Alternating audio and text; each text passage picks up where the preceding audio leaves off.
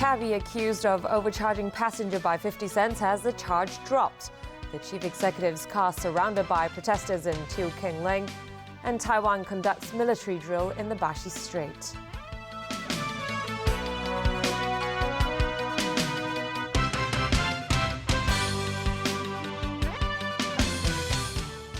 Good evening. A taxi driver who faced trial for overcharging a passenger by 50 cents had the charge dropped against him in court today.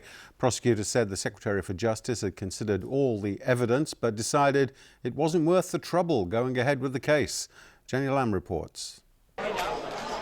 Tam Ho-chi walked free from Eastern Magistracy this morning. He has been a taxi driver for more than 30 years and thought it was unfair that he faced charges all because of a difference of 50 cents. Justice has prevailed, he said. He complained about the time and money he has wasted over the case. Tam picked up a female passenger in North Point in October last year. At the end of the trip via the Eastern Harbour crossing to Diamond Hill, the meter read $136.50. The passenger paid $137, and Tam didn't give back the 50 cents change. The woman kept the receipt but did not object at the time. But then she went to the Consumer Council and realised that she should have been charged according to the meter. She filed a complaint with the Police Transport Complaints Unit, and Tam was subsequently charged with overcharging. In court, the prosecution said the Secretary for Justice has carefully considered the background of the case. In the end, they decided not to provide any evidence to prosecute Tam and drop the charges against him. By law, taxi drivers are not supposed to charge passengers more than what is on the meter reading. The maximum penalty is a $10,000 fine and 6 months in jail. Jenny Lam, TVB News. Two People Power lawmakers who were found guilty of unlawful assembly during the July 1st rally in 2011 showed up for their sentencing with a sea of supporters today, only to have the sentencing postponed until next Tuesday. That's because the court session was used to deal with Albert Chan's contempt of court case after he insinuated that the magistrate may have political motives.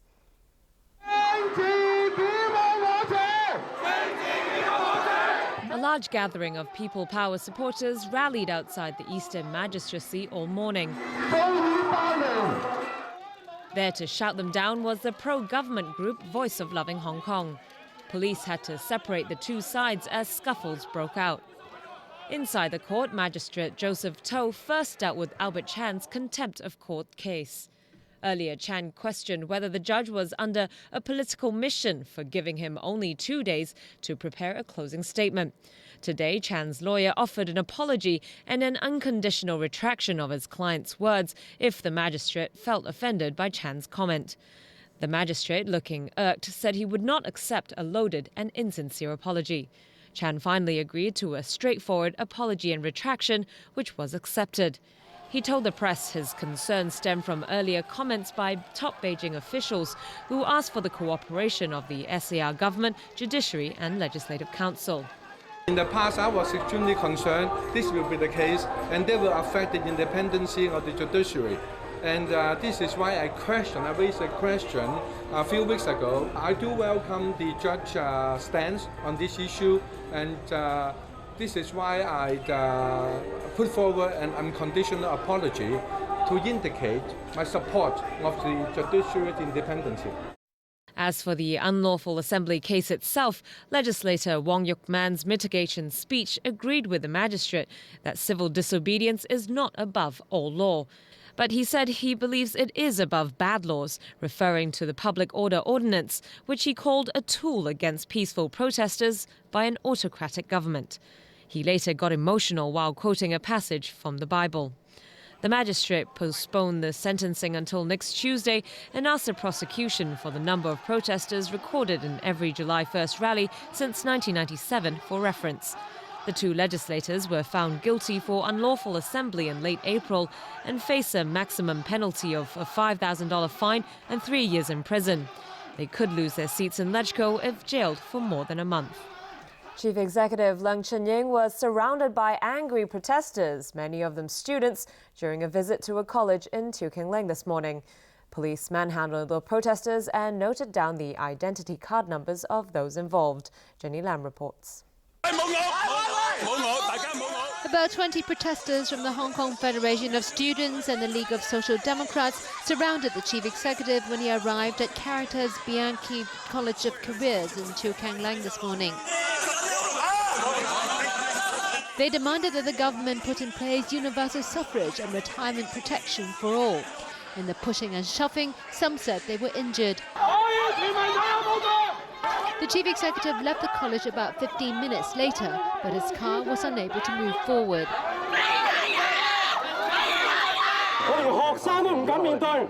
The protesters said he dared not face the students. How can you govern a city of 7 million people, they asked. Some of them blocked the CE's car by sitting on the ground. Police warned that they would be forcibly removed if they refused to leave. The defiant then forced their way towards the car, at which point they were dragged away. Officers finally had to remove those on the ground in order to open up the way. But the protesters were determined and continued to block the way out.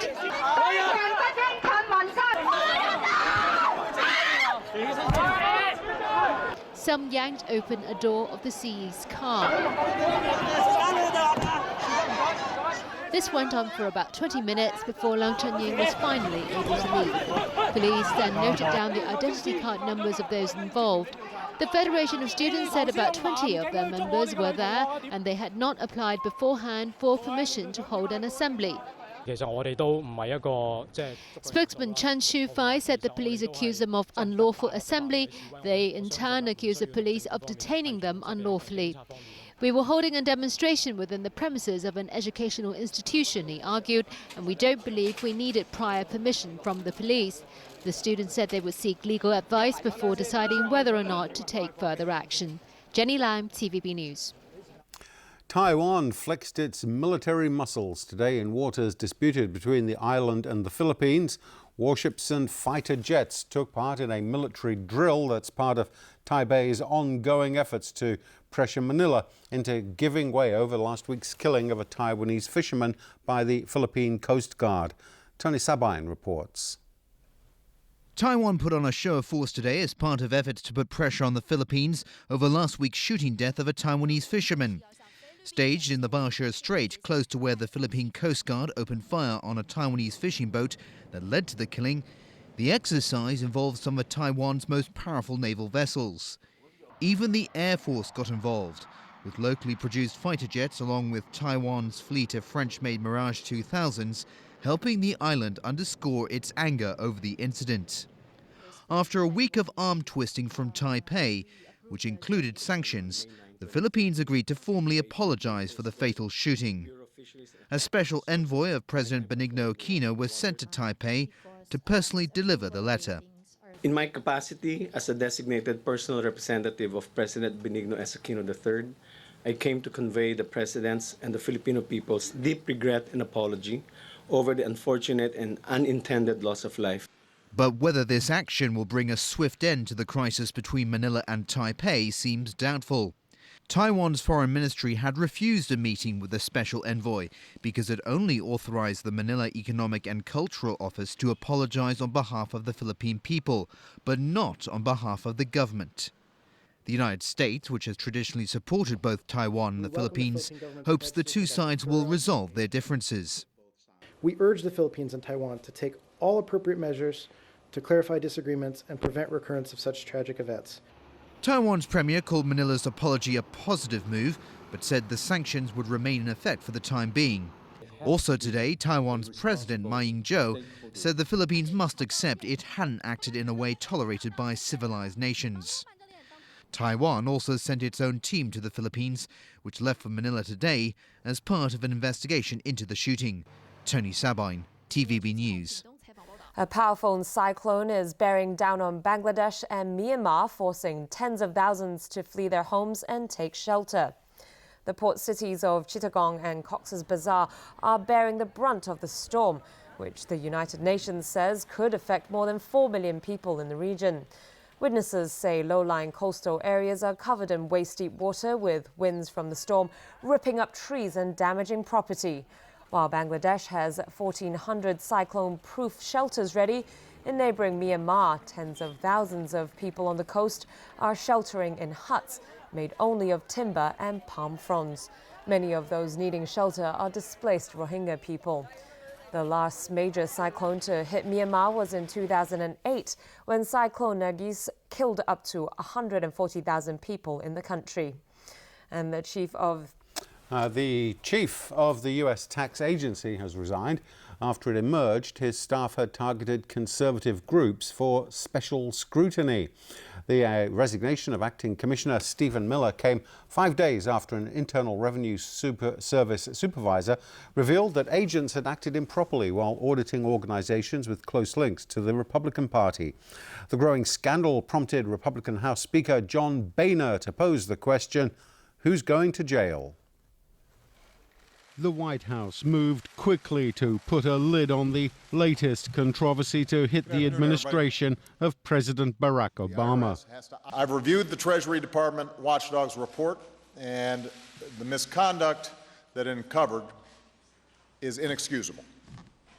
It's inexcusable, and Americans are right to be angry about it, and I am angry about it. I will not tolerate this kind of behavior in any agency, but especially in the IRS.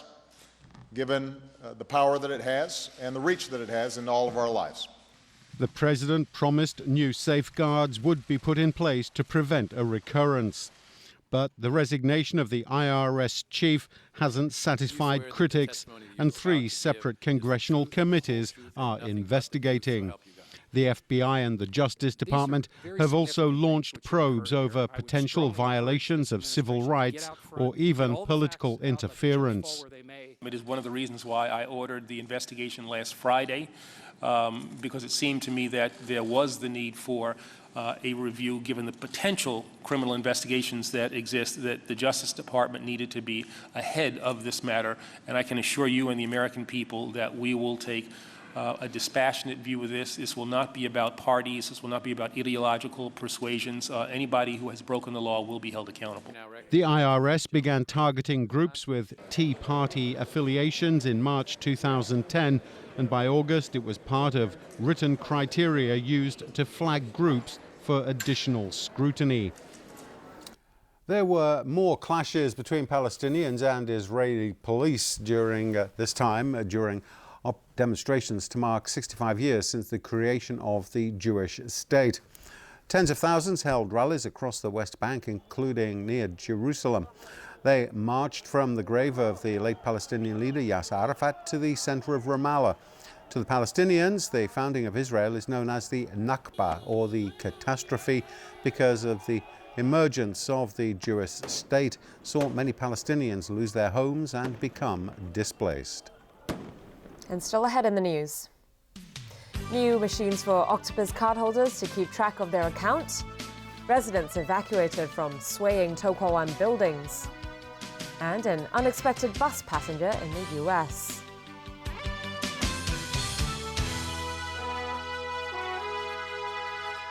A dramatic nighttime rescue of an American aid worker by Navy SEALs in the Somali desert. Also, how did a Da Vinci manuscript inspire Bill Gates to become an innovator and humanitarian? Tonight, 60 Minutes at 10:35 on Pearl.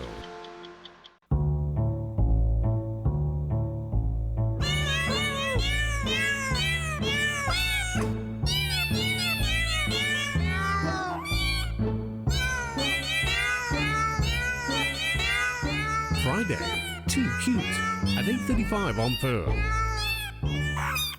南オーストラリア、気温48度。本物の SUV であることを証明するために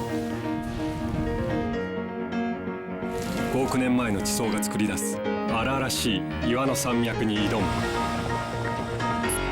最大傾斜 52% の急斜面にもフォレスターの X モードはひるまなかった。オールニューフォレスター新登場。